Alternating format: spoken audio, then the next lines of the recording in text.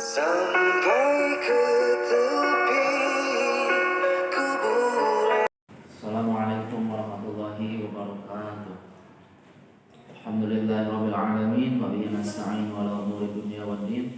Wassalatu wassalamu ala sayyidina Muhammad wa ala alihi wa sahbihi ajma'in. Amma ba'du. Rabbi shrah li sadri wa yassir li amri wa hlul 'uqdatam min lisani yafqahu qawli. Allahumma anfa'na bima 'allamtana wa 'allimna ma yanfa'una wa zidna 'ilma. Allahumma la sahla illa ma ja'altahu sahla wa anta in syi'ta ja'altal huzna sahla. Allahumma faqihna fid din wa 'allimna ta'wil. Puji dan syukur marilah kita panjatkan kehadirat Allah Subhanahu wa taala. Alhamdulillah, dengan izin Allah Subhanahu wa taala kita bisa berkumpul pada majelis online ini. Mudah-mudahan kita mendapatkan rahmat dan maghfirah dari Allah Subhanahu wa taala. Salawat dan salam begitu limpah curahkan kepada junjungan Nabi kita Nabi besar Muhammad sallallahu alaihi wasallam, tak lupa kepada para keluarganya, kepada sahabatnya, dan mudah-mudahan sampai kepada kita selaku umatnya. Amin ya rabbal alamin. Insyaallah pada hari ini kultum, sebelum kultum adalah kita membaca Al-Qur'an bersama-sama.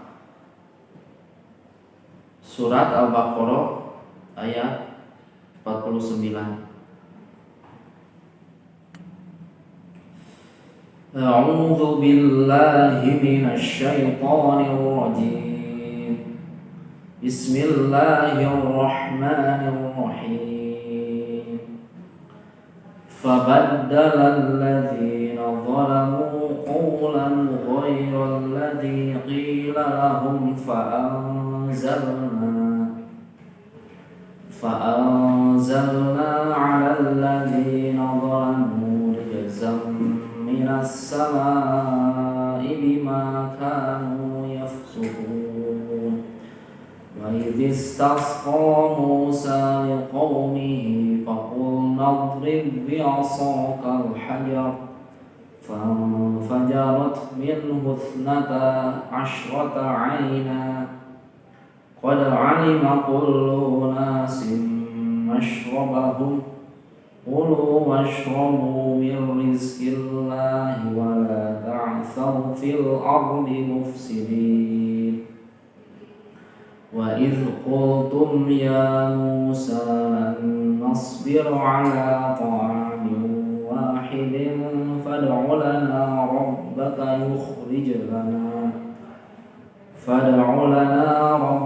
يخرج لنا مما تنبت الأرض من بقلها وكثائها وفومها وعدسها وبصلها قال أتستبدلون الذي هو أدنى بالذي هو خير اهبطوا مصرا فإن لكم ما سألتم وضربت عليهم الذلة والمسكنة وباءوا بغضب من الله ذلك بأنهم كانوا يكفرون بآيات الله ويقتلون النبيين بغير الحق ذلك بما عصوا وكانوا يعتدون إن الذين آمنوا والذين هادوا والنصارى والصابئين من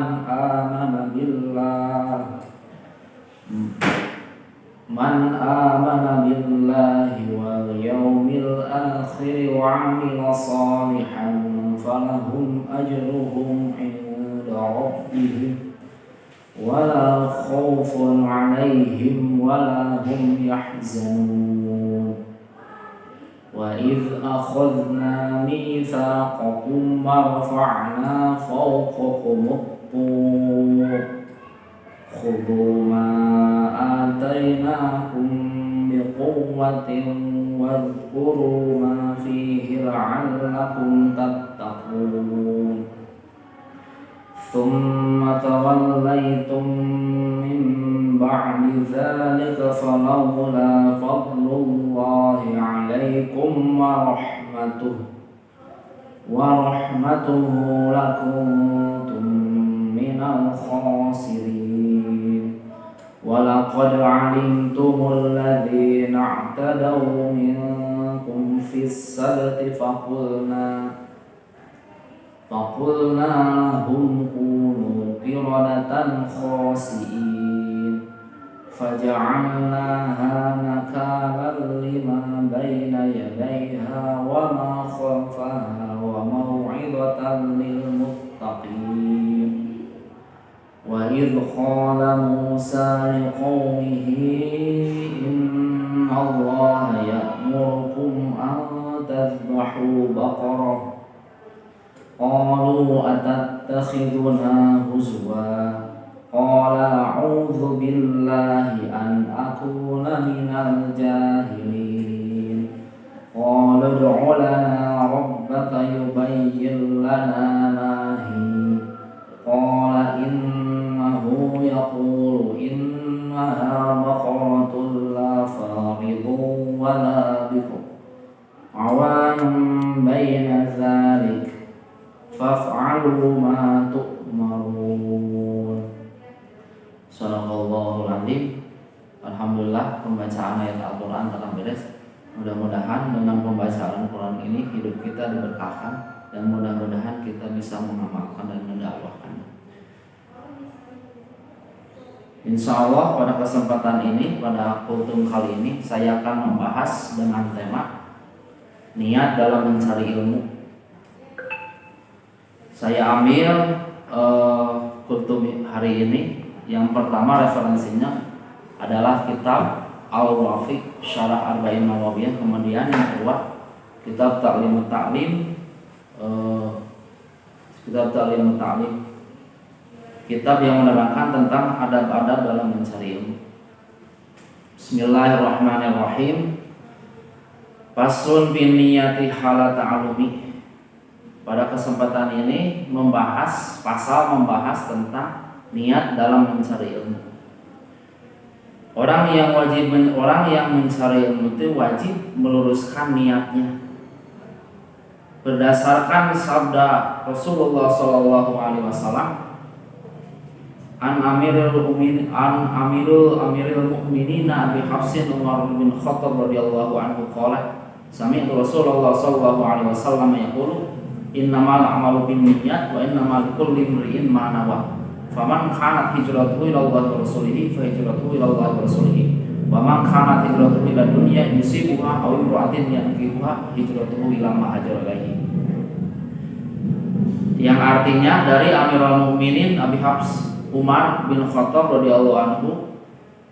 Umar bin Khattab berkata, saya mendengar Rasulullah SAW berkata, sesungguhnya setiap perbuatan itu tergantung niatnya, dan sesungguhnya setiap sesuatu itu tergantung apa yang diniatkannya. Barang siapa yang hijrah kepada Allah dan Rasulnya, maka dia hijrah kepada Allah dan Rasulnya. Dan barang siapa yang hijrah karena dunia atau karena menikahi perempuan, maka hijrahnya sesuai dengan apa yang diniatkannya. Dalam hadis tersebut yang lumayan panjang uraian tersebut, ada sejarah yang melatar belakangi turunnya ayat tersebut. Turunnya hadis tersebut adalah karena peristiwa Nabi Muhammad SAW dan para sahabatnya hijrah ke Madinah. Nabi Muhammad SAW berdakwah di Mekah selama 13 tahun.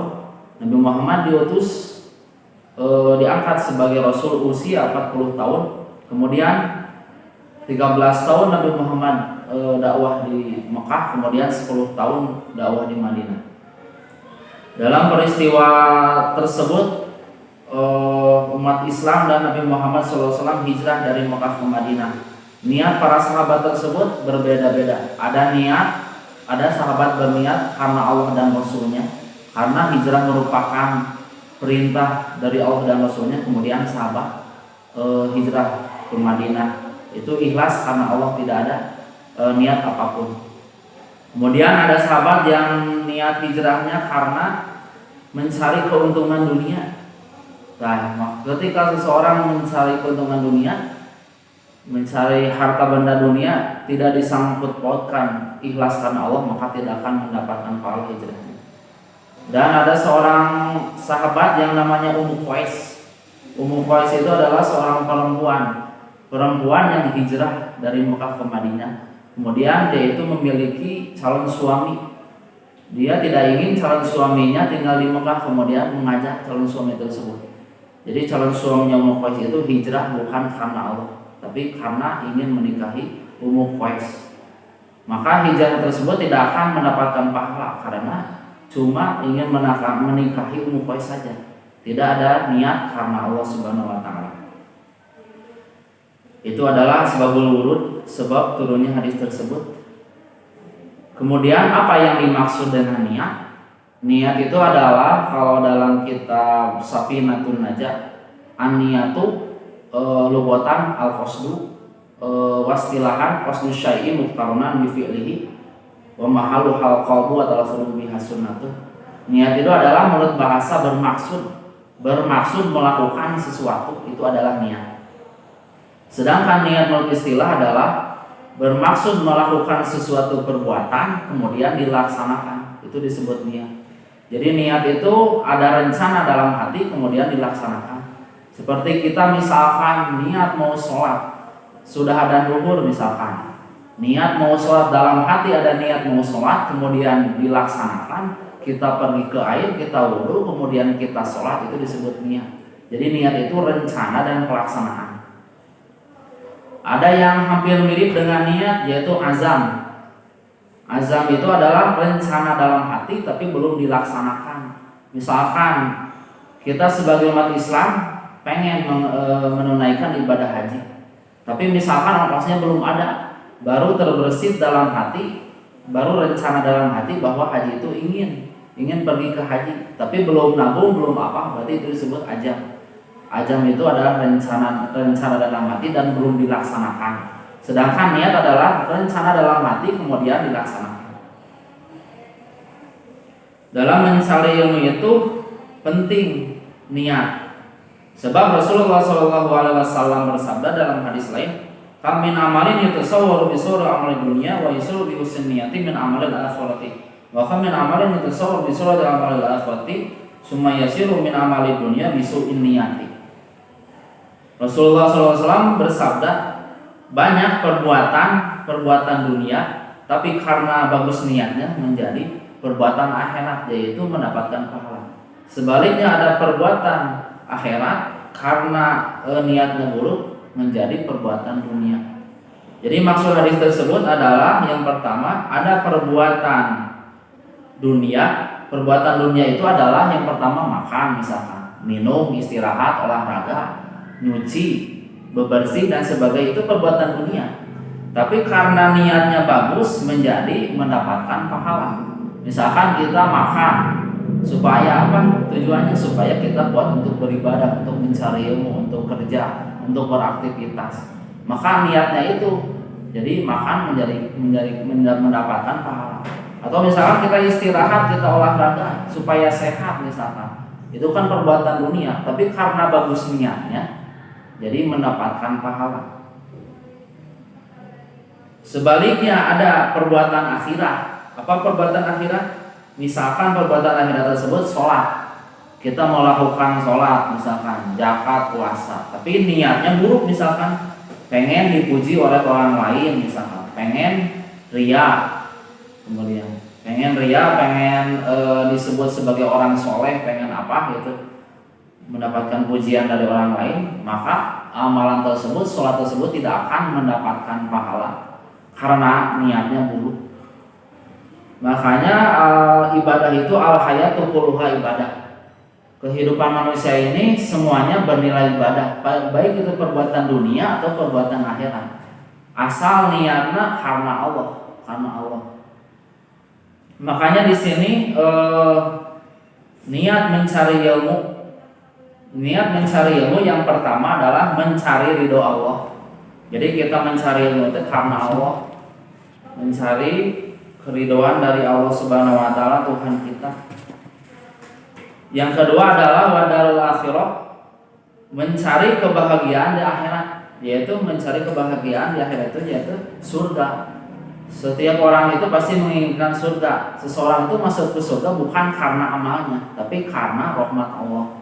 Makanya ketika hari kiamat ada seseorang yang ahli ibadah, dia itu masuk ke surga ditadi oleh Allah itu karena amalnya baik.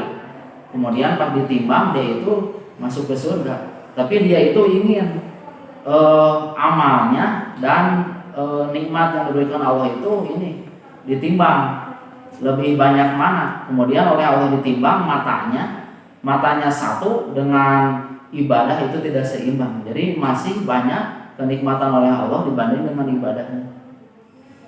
Yang kedua adalah mencari ilmu itu niatnya mencari kebahagiaan di akhirat. Yang ketiga menghilangkan kebodohan. Makanya dalam bahasa Sunda bodoh itu kan ada dua. Yang pertama bodoh alawo, orang yang bodoh tapi sering bertanya mau belajar, sehingga orang tersebut insya Allah nanti kedepannya jadi pintar. Ada bodoh kata toloyo, keremah bodoh tidak mau belajar, kedul. Kalau dalam bahasa Arab bodoh kata toloyo itu jahun murok kabun, bodoh bertingkat-tingkat. Nah, mudah-mudahan kita dijadikan orang yang bodoh alewah bodoh tapi sering bertanya, sehingga kita jadi pandai, jadi mengetahui ilmu. Niat mencari ilmu itu adalah yang lainnya adalah menghidupkan agama Islam. Islam itu adalah hidup dengan agama, dengan adanya orang pencari ilmu.